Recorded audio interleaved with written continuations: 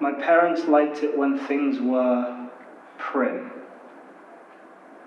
It was the consequence of being branded dirty by people who only bathed weekly and washed themselves with the same wet rags they accused us of wishing we had.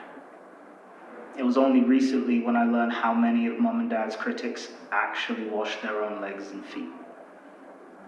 They never beat me till I bled, only till I cried or gave up.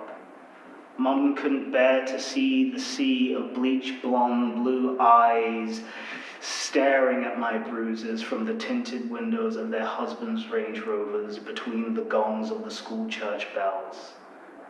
Such a sight would shatter the veil that she built from the bragging rights of daily dry cleaning.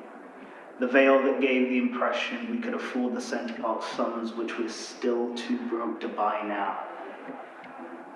But they still called us savages behind our backs. No matter Mum's finery or Dad's ability to articulate, perhaps they saw through our facade.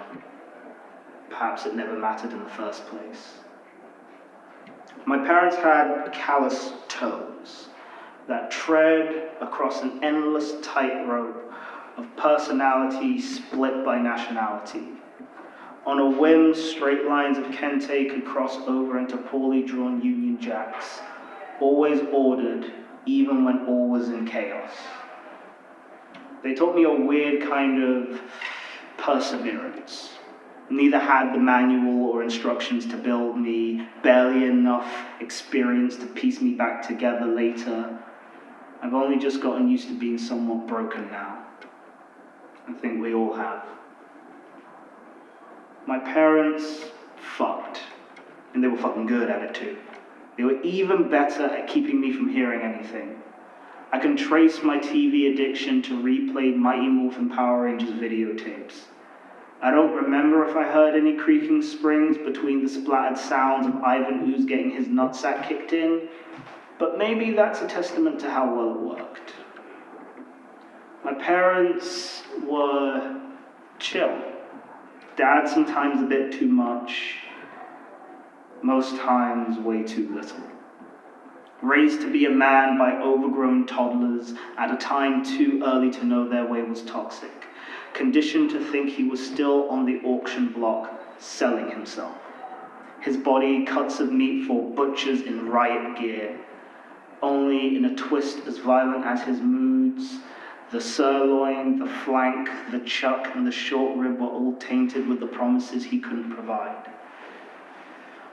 Unfortunately, the blight spread and caught up with him just as he was getting better.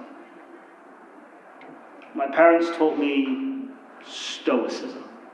Neither learned the Latin, but dreamt I one day could, to silence the sneers of mayonnaise-scented pixie bobs flocking to the school fair.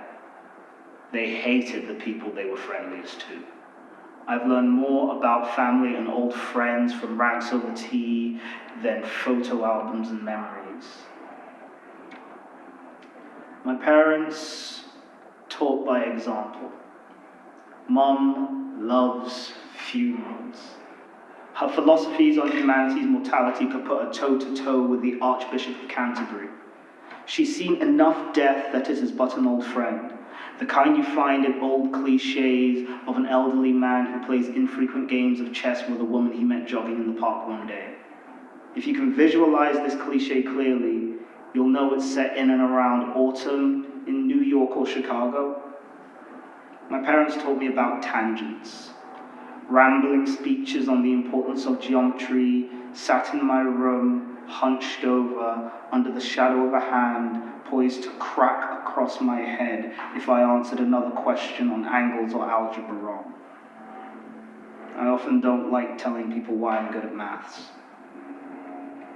They taught me that no one's past excuses their present, yet they were still victims of an older time. But they did teach me one thing: forgiveness.